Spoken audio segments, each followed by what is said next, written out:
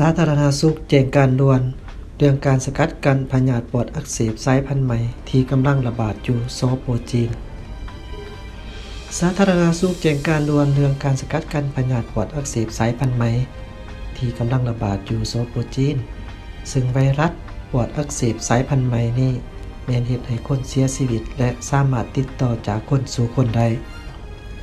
ด้วยเหตุนี้เพื่อเป็นการรับมือและสกัดกั้นการแพร่ระบาดของไวรัสดังกล่าวเข้ามาในสปป.ลาวทางกระทรวงสาธารณสุขจึงได้มีการออกแจ้งการถึงด่านต่างๆในทั่วประเทศให้มีการเฝ้าระวังและตรวจสอบคนเข้าที่มาจากสป.จีนแต่อย่างไรก็ดีรายงานของสำนักข่าวซินหัวเวลา 18:00 น. ตามเวลาท้องถิ่นของวันจันทร์ที่ 21 เดือน 1 2020ระบุจำนวนผู้ป่วยจากเชื้อไวรัส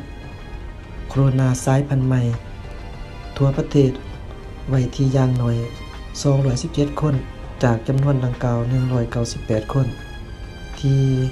เมืองอู่ฮั่นซึ่งเป็นเมืองทับอิฐที่พบการแพร่ระบาดเมื่อเดือนธันวาคมปีผ่านมาส่วนที่เหลือพบในเมืองอื่นของจีนรวมถึงเมืองใหญ่อย่างนครปักกิ่งและเมืองเซี่ยงไฮ้ตลอดจนมณฑลที่มีประชากรอาศัยอยู่หลายบ่ว่าจะเป็นมณฑลกวางตุ้งมณฑลเสฉวนและมณฑลยูนนานและประธานาธิบดีสีจิ้นผิงสั่งให้ทุกฝ่ายเร่งควบคุมสถานการณ์นี้ที่ถือว่า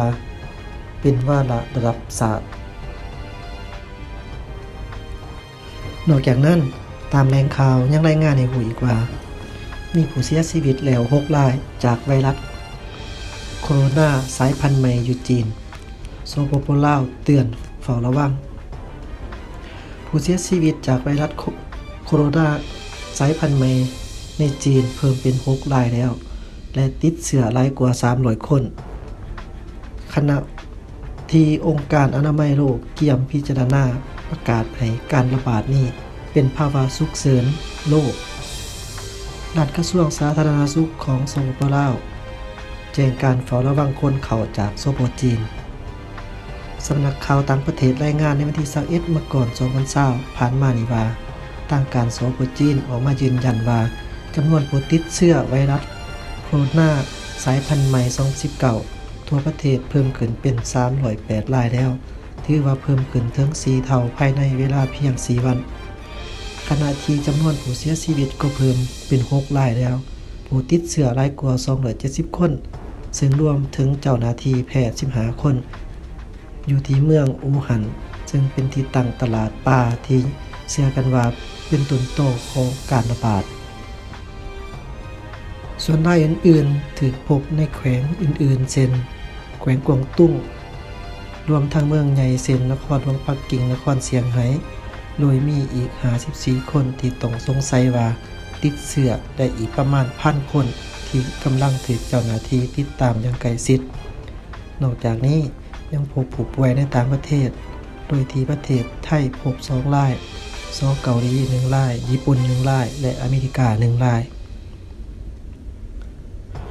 ทางด้านออสเตรเลียกำลังตรวจสอบชายคนหนึ่ง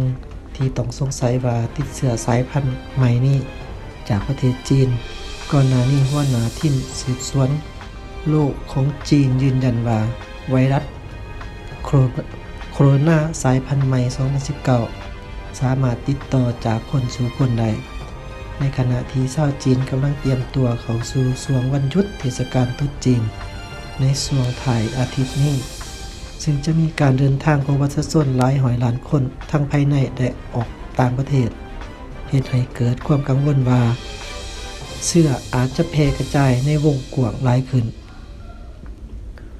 ด้านองค์การอนามัยโลก WHO เหียบประชุมฉุกเฉินในวันนี้ที่22 มกราคม 2020ที่นครเจนีวาประเทศสวิตเซอร์แลนด์เพื่อพิจารณาควรประกาศให้การระบาดของไวรัสโคโรนาสายพันธุ์ใหม่2019ครั้งนี้เป็นภาวะฉุกเฉินด้านสาธารณสุขโลกหรือบ่โดยที่ผ่านมา WHO บ่ได้แนะนำให้มีการจำกัดการค้าหรือการเดินทางแต่เรื่องนี้อาจจะเปลี่ยนแปลง หลังการประชุมในวันนี้ในขณะที่ของการกระทรวงสาธารณสุขของสปปลาวออกแจ้งการด่วนกันสกัดกั้นพยาธิปอดอักเสบสายพันธุ์ใหม่ที่กำลังระบาดอยู่สปปจีนซึ่งไวรัสปอดอักเสบสายพันธุ์ใหม่นี้แม่นเฮ็ดให้คนเสียชีวิตและสามารถติดต่อจากคนสู่คนได้ด้วยเหตุนี้เพื่อเป็นการรับมือและสกัดกั้นการแพร่ระบาดของไวรัสดังกล่าวเข้ามาในสปปลาวทางกระทรวงสาธารณสุขจึงได้มีการออกแจ้งการถึงด่านต่างๆในตัวประเทศให้เฝ้าระวังและกวดสอบคนเข้ามาจากสปปจีนโดยออกแจ้งการ